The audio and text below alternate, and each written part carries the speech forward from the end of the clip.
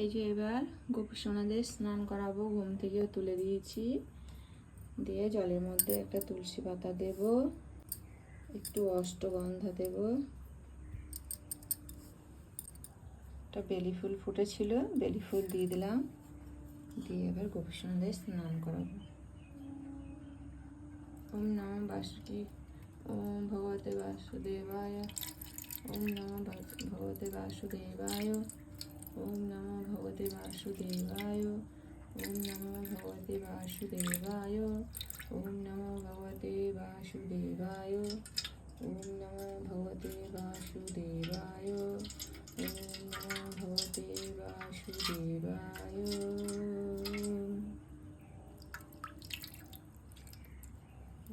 গোপী সোনাদের স্নান করা হয়ে গেছে। গোপী সোনাদের মুছে দেব।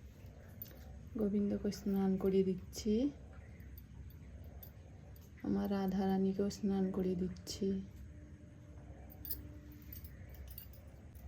দিয়ে গোপী সোনাদের গলার হার পরিয়ে দিচ্ছি, দিয়ে চন্দনের তিলক করে দেব। আর গোবিন্দকেও চন্দনের তিলক করে দেব। গোবিন্দর চরণে দেবো 3টে তুলসী পাতা। ওম নমঃ কৃষ্ণায় নমঃ। এটা রাধা রানীর হাতে দেব। ওম রাধা বল্লভৈ নমঃ। এটা গোপালের কাছে দিব। ওম গোপালাই নমঃ। ওম গোপালাই নমঃ। ওম গোপালাই নমঃ। ওম নমঃ গোপালাই নমঃ। সাদা চন্দন দিয়ে এখানে দেব গীতায়। ওম গীতায় নমঃ। দিয়ে গোপী সোনাদের এটা পাগড়ি পরিয়ে দিচ্ছি।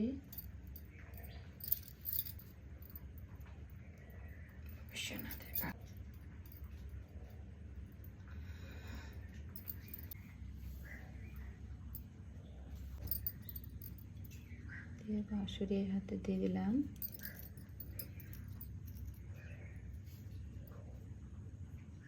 জানেন আমি প্রতিদিন এই টাইমে আমাকে মন্দিরে উঠতে হয়, নাহলে আমি পেরে উঠতে পারি না প্রতিদিন। আর এমনিতেই আমার মায়ের আদেশ যে আমার ভোরের বেলা সেবা দেওয়ার জন্য। গোপী সোনাদের আয়না দেখিয়ে দিচ্ছি।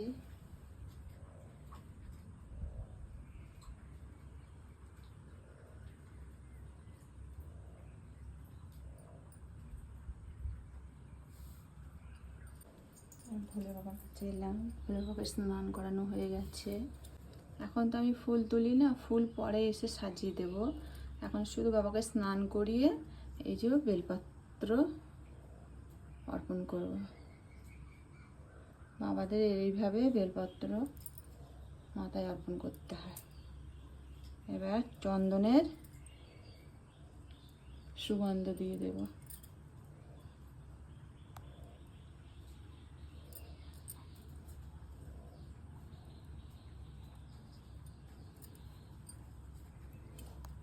ভোলে বাবাকেও দিয়ে দেব।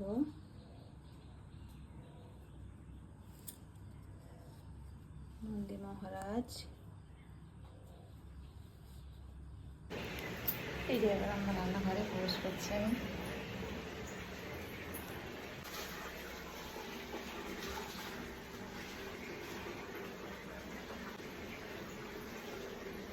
রান্না বসাবো আমি।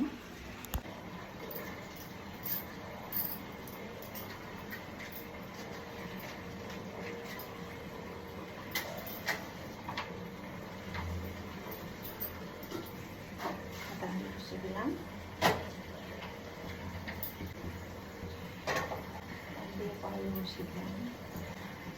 কেন আমার বর বেরোবে অফিস 9টায়, আমার ছেলে বেরোবে খেয়ে দিয়ে 10:30টায়, সেই জন্য আমার সকাল সকাল রান্না করতে হয়।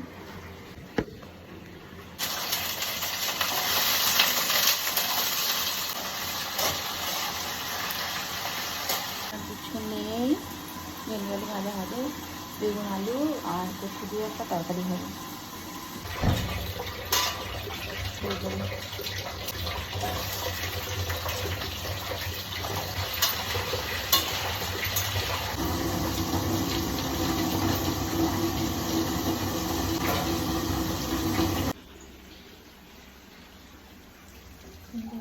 জানলাতে দেখা যাচ্ছে পিছনে আমাদের মাঠে জল জমে আছে।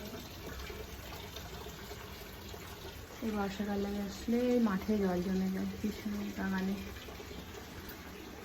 বাসনগুলো ঢেকে রেখেছি এই কারণে টিকটিকি বড্ড টিকটিকি হয়েছে, টিকটিকি মুখ দেয়, ভেতরে ঢুকে গিয়ে পটি করে দেয়, সেগুলো ঢেকে রেখেছি।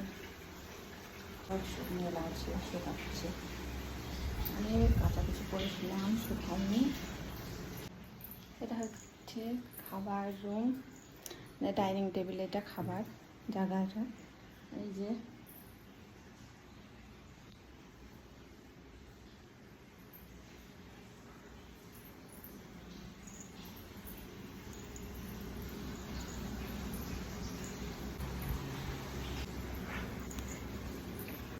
ঠিক আছে, দেখা হচ্ছে রান্নার পর। হর হর মহাদেব, জয় শিব শম্ভু। আমি এসে গেছি ফুল তুলে, এবার মালা করব। সংসারের সব কাজ গুছিয়ে তারপরে এবার মার কাছে এসেছি, মালা করব, মাদের ফুল দিয়ে সাজাবো। আর আমি সংসারের কাজ সব কিছু গুছিয়ে মাকে ভোরবেলা সেবা দিয়ে দেওয়া হয়ে গেছে। ফুলটা পরে তুলে তারপরে সব আমি মাদের সাজাই ফুল দিয়ে। তারপরে এখন এসে গেছি, যে ফুল তুলে নিয়ে এসেছি।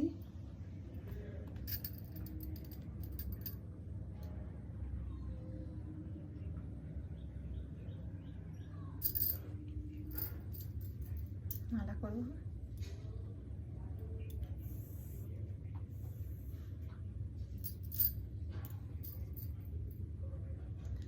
আপনারা মানে তোমরা কমেন্ট করে বলেছিলে যে আমি সারাদিনে কি করি তার একটা ভিডিও করতে, তো আমি করার চেষ্টা করছি, তোমাদের সামনে তুলে ধরার চেষ্টা করছি।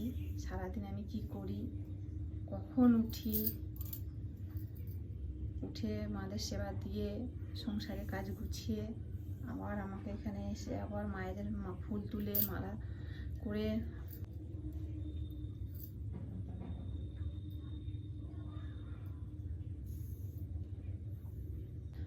আর আজকে আমি একটু আমার এই রক্ষাকালী মায়ের নিয়ে কিছু বলছি, কথা তুলে ধরছি, যে মা রক্ষাকালীকে কিভাবে পেলাম আমি।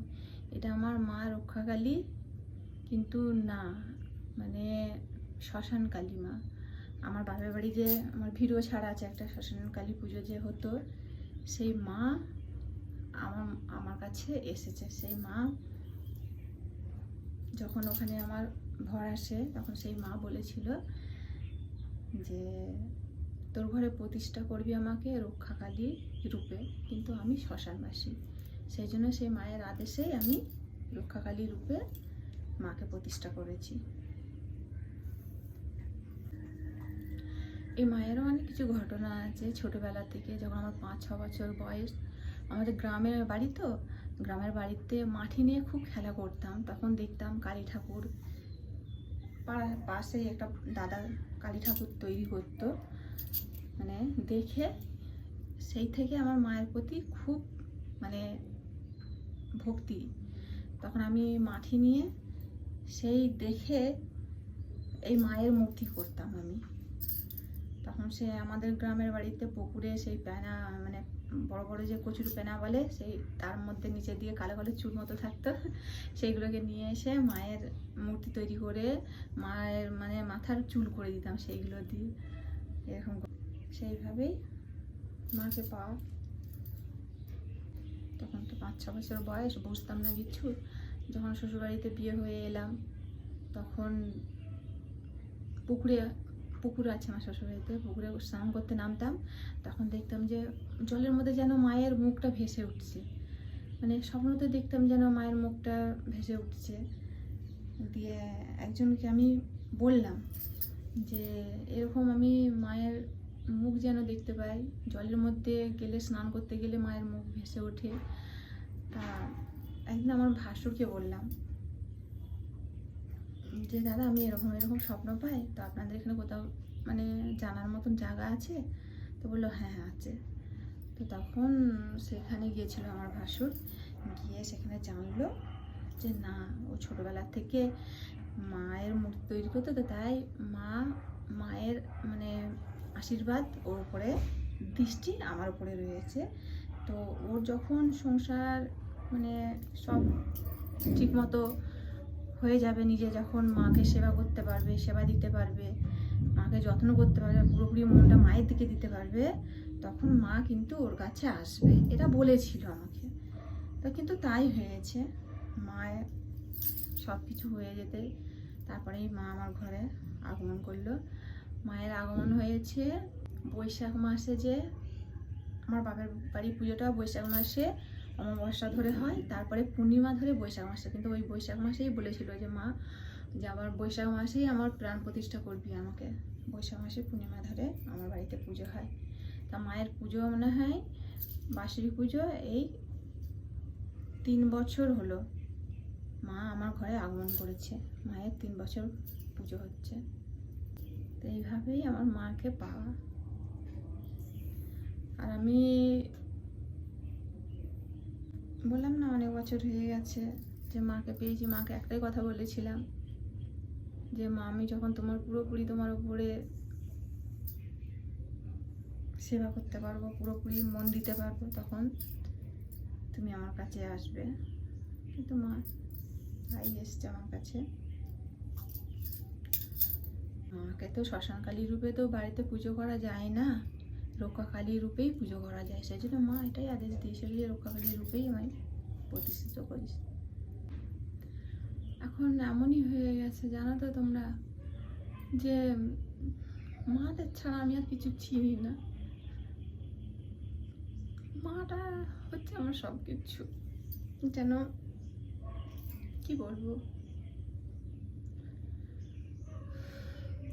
পুরো পৃথিবী দুনিয়া সব আমার মা। মা ছাড়া আমার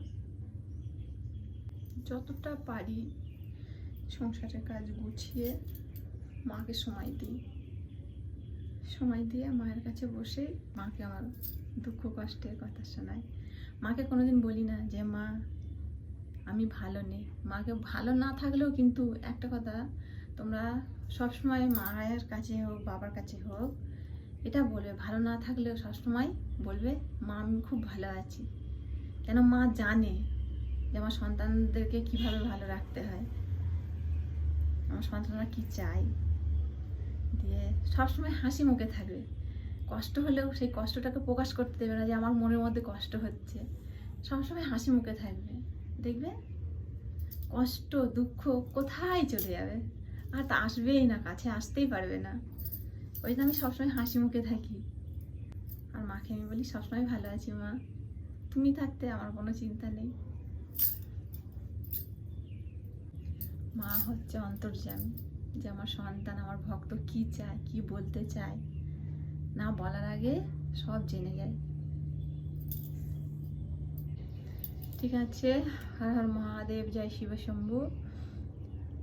আমি সকল দেবদেবীর কাছে প্রার্থনা করি তোমার সকল ভক্তরা, মায়ের ভক্ত, বাবার ভক্ত, ভক্ত মায়েরা, ভক্ত বাবারা, হ্যাঁ, এই শ্রাবণ মাসটা খুব ভালোভাবে মন দিয়ে বাবাকে ডাকবে, বাবাকে পুজো করবে নিষ্ঠাভাবে।